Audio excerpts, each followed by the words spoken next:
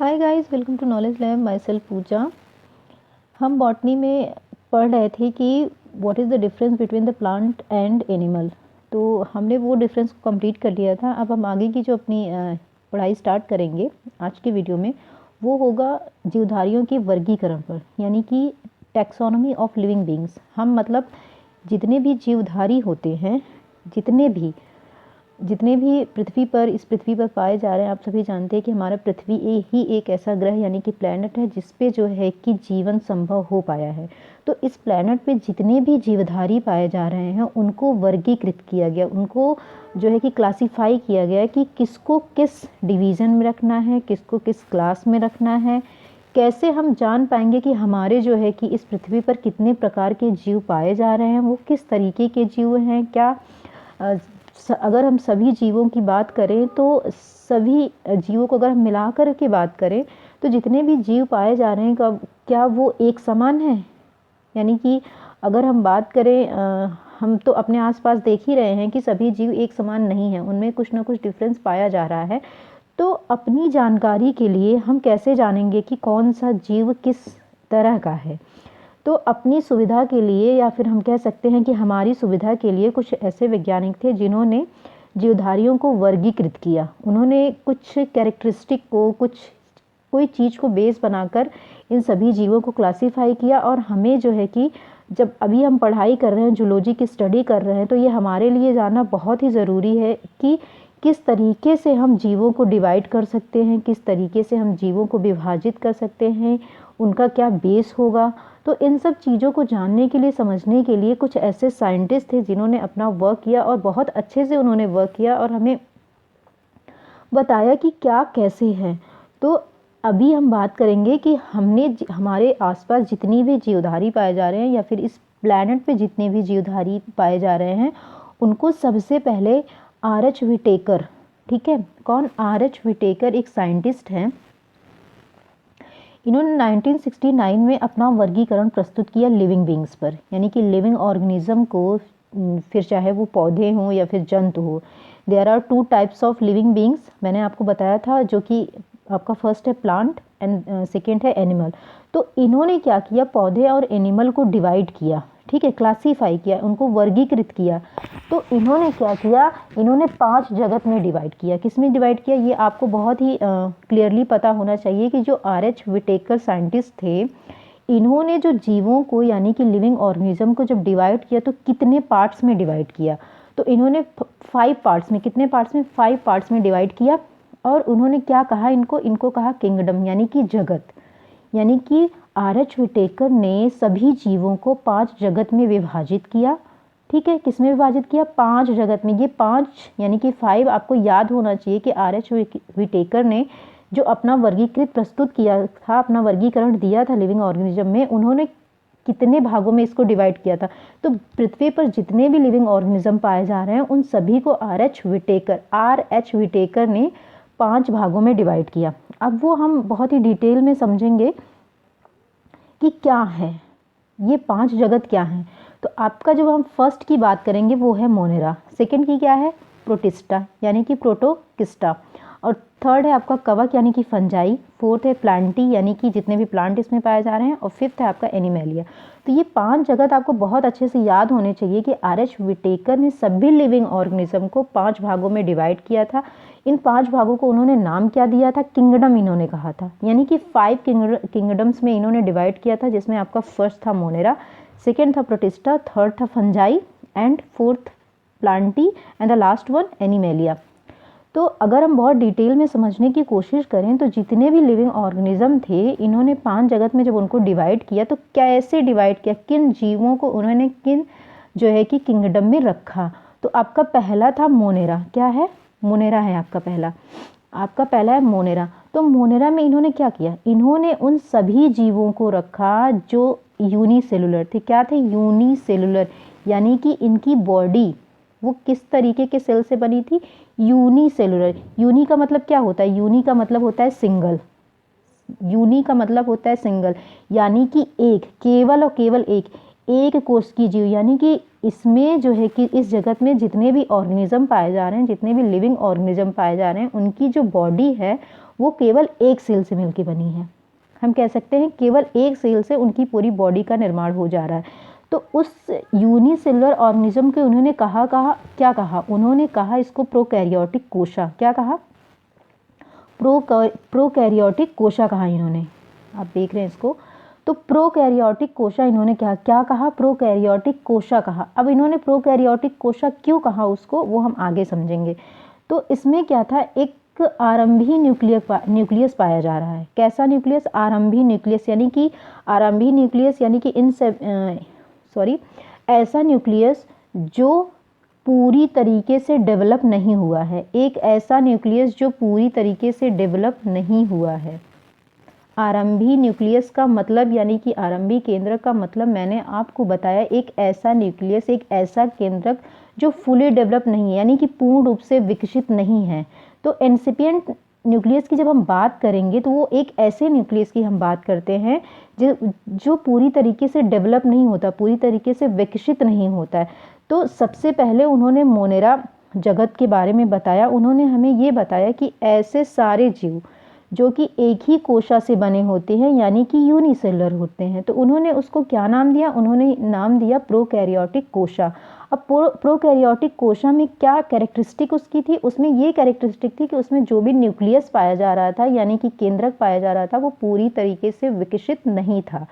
ये जो है कि पॉइंट बहुत ही इम्पॉर्टेंट है कि मोनेरा में जो है कि जो जीव पाए जा रहे हैं वो कैसे हैं? यूनिसेलुलर हैं। यानी कि अगर हम बात करेंगे मोनेरा जगत की, किंगडम की, तो उसमें कैसे ऑर्गेनिज्म पाए जा रहे हैं? वो सारे ऑर्गेनिज्म पाए जा रहे हैं जो यूनिसेलुलर हैं, यानी कि एक ही कोशा से उनकी पूरी बॉडी का निर्माण हो गया है।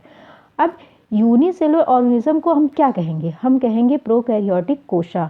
तो इन प्रोकैरियोटिक कोशा में जो भी जो है कि न्यूक्लियस पाया जा रहा है वो क्या है? पूरी तरीके से डेवलप नहीं है, यानी कि आरंभी है। यानी कि जो आरंभ में जो भी जीव आए थे उनमें केंद्रक कैसा था? वो पूरी तरीके से डेवलप नहीं था। तो अब एज ए एग्जाम्पल हम कैसे इसमें जीव पाए जा रहे हैं, वो है आपके जीवाणु यानी कि बैक्टीरिया। दूसरा है आपका साइनोबैक्टीरिया, ठीक है, नीले हरे शैवाल जिसको हम कहते हैं, बैक्टीरिया कहते हैं। तो अब इसमें कैसे ऑर्गेनिज्म पाए जा रहे हैं? ये पाए जा रहे हैं बैक्टीरिया एंड साइनोबैक्टीरिया। तो हम मोनेरा जगत की जब बात करेंगे तो हम बात करेंगे, आपका जो कीवर्ड्स होगा यानी कि जो याद करने के लिए आपको पॉइंट्स मैं बता रही हूँ, वो है आपका यूनिसेलुलर, पहला हो गया। दूसरा हो गया prokaryotic cell, and third is incipient nucleus यानी कि आरंभी केंद्रक। और आपको एकदम से ये याद हो जाना चाहिए कि इसमें कैसा केंद्रक पाया जा रहा है? एक ऐसा केंद्रक पाया जा रहा है जो पूरी तरीके से डेवलप नहीं है। तो एज ए एग्जाम्पल अगर हम लिविंग बीइंग की बात करेंगे तो इसमें बैक्टीरिया पाए जा रहे हैं और साइनोबैक्टीरिया पाए जा रहे हैं। तो यूनिसेलुलर, प्रोकैरियोटिक, इंसिपिएंट न्यूक्लियस, जीवाणु और साइनोबैक्टीरिया, ठीक है। ये कुछ पॉइंट्स हैं जो आपको बिल्कुल याद रखने हैं। अब हम सेकेंड किंगडम की अगर हम बात करेंगे तो वो है आपका प्रोटिस्टा। क्या है? प्रोटिस्टा है। तो प्रोटिस्टा में आपके ऐसे जीव पाए जा रहे हैं, यानी कि ऐसे ऑर्गेनिज्म, लिविंग ऑर्गेनिज्म पाए जा रहे हैं जो यूनिसेलुलर तो हैं, ठीक है, क्या है? यूनिसेलुलर है, लेकिन वो कैसे रहते हैं? वो कॉलोनी में रहते हैं, यानी कि समूह बना के रहते हैं, ठीक है। अब इसमें जो है कि जो ग्रोथ है, यानी कि हम कह सकते हैं लिविंग ऑर्गेनिज्म का जो डेवलपमेंट है, उसमें एक पॉइंट का यानी कि एक स्टेप और वृद्धि हुई। क्या वृद्धि हुई? इसमें पूर्ण विकसित केंद्रक पाया गया। कैसा केंद्रक पाया गया? पूर्ण विकसित केंद्रक। कैसा केंद्रक? पूर्ण विकसित केंद्रक पाया गया, ठीक है।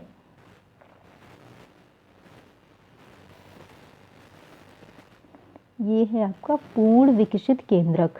अब ये यूनिसेलुलर तो है, लेकिन एक स्टेप जो वृद्धि हुई है, जो डेवलपमेंट हुआ है, जो ग्रोथ हुआ है, वो कैसा हुआ है? वो हुआ है कि ये कॉलोनी में पाए जाते हैं।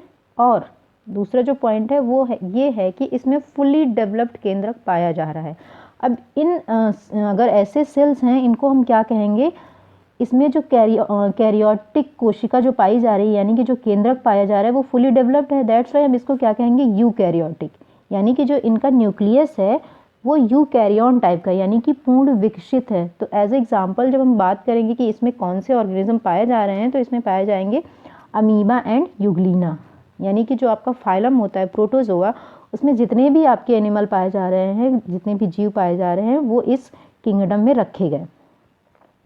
तो अब हम बात करेंगे थर्ड पॉइंट की, यानी कि थर्ड किंगडम की, जो जिसमें बात करेंगे हम फंजाई की। किसकी बात करेंगे? फंजाई, यानी कि कवक। आपने बहुत ही नॉर्मली सुना होगा कि जो अचार या फिर जो जितने भी आपके फूड ऑर्गेनिज्म होते हैं उसमें क्या होता है कि वो ख़राब होने लगते हैं। तो जब ख़राब होने लगते हैं तो उसमें क्या लग जाता है? फंगस लग जाता है। तो यही फंगस है जिनके बारे में हम बात कर रहे हैं, यानी कि उनको ही हम कवक कहते हैं। तो ये कैसे कुछ कवक ऐसे होते हैं जो आपके लिए बहुत, यानी ह्यूमन बीइंग के लिए बहुत ही लाभकारी होते हैं, और कुछ ऐसे होते हैं जो हानिकारक होते हैं। ठीक है, दोनों तरीके के फंजाई पाए जाते हैं। तो अगर हम बात करेंगे फंजाई की, तो वो फंजाई कैसे ऑर्गेनिज्म होते हैं, कैसे क्या इनकी ऑर्गेनाइजेशन होता है इनके बॉडी का। तो अगर हम बात करेंगे, अब हम एक स्टेप और आगे आ गए। अब हम क्या आगे आ गए कि ये जितने भी ऑर्गेनिज्म होते हैं फंजाई में, लिविंग ऑर्गेनिज्म जो होता है उसकी बॉडी कैसी होती है? मल्टी सेलुलर होती है, यानी कि एक से अधिक सेल उसमें पाए जाते हैं। अभी तक हम जो पढ़ रहे थे, दो पॉइंट्स की हमने बात करी थी, दो किंगडम की हमने बात की थी, वो जिसमें आपका था मोनेरा और सेकंड आपका था प्रोटिस्टा। इस दोनों ही किंगडम में ऐसे जीव पाए जा रहे थे जो यूनिसेलुलर थे। बट जब हम थर्ड यानी कि कवक की बात करेंगे, यानी कि फंजाई की बात करेंगे, तो उसमें कैसे ऑर्गेनिज्म पाए जा रहे हैं? उसमें पाए जा रहे हैं आपके multi cellular organism. That means कि बहुकोशिकीय होते हैं ये, इनकी बॉडी कई कोशिकाओं से मिलकर बनी होती है। अब हम बात करेंगे क्या? हम बात करेंगे कि ये परपोषी भी होते हैं, यानी कि ये अपने भोजन के लिए किसी दूसरे जीव पर निर्भर होते हैं, अपना भोजन ये स्वयं नहीं बनाते हैं। ठीक है, तो हम बात कर रहे थे किसकी? हम बात कर रहे थे कवक की, यानी कि फंजाई की। तो फंजाई होता क्या है? फंजाई एक जीव होता है, एक लिविंग ऑर्गेनिज्म होता है जिसकी बॉडी कैसी होती है? वो होती है मल्टी सेलुलर। और ये क्या होता है? ये परपोषी होता है, यानी कि हेट्रोट्रॉपिक होता है। ये अपने न्यूट्रिशन के लिए, अपने भोज्य पदार्थों के लिए किसी दूसरे ऑर्गेनिज्म, लिविंग ऑर्गेनिज्म के ऊपर डिपेंड होता है। ठीक है, तो ये अन्य जीवधारियों का क्या करते हैं? विघटन करते हैं। क्या करते हैं? विघटन, यानी कि डिसइंटीग्रेशन करते हैं। अब जैसे भी जितने आपके जीव आपकी जो है कि इन्वायरमेंट में पाए जाते हैं, चाहे वो पेड़ पौधे हों या फिर कोई जंतु हो जाता है, जब उसकी डेथ हो जाती है, ठीक है, यानी कि उसका सेल जब लिविंग नहीं रहता है, ठीक है, नॉन लिविंग हो जाता है, तो उसका डिसइंटीग्रेशन भी होता है। डिसइंटीग्रेशन होना इसलिए ज़रूरी है क्योंकि जो हमारी लाइफ साइकिल होती है, जो हमारे नेचर की लाइफ साइकिल होती है, जितने भी चीज़ें प्रेजेंट है एट प्रेजेंट, उनको क्या करना है? एक ना एक दिन नेचर में मिल जाना है। तो जो बॉडी है उसका भी डिसइंटीग्रेशन यानी कि विघटन होगा। तो वो विघटन किसके द्वारा होता है? वो भी तो कोई ना कोई चीज़ ऐसी होगी कि जो विघटित करती होगी।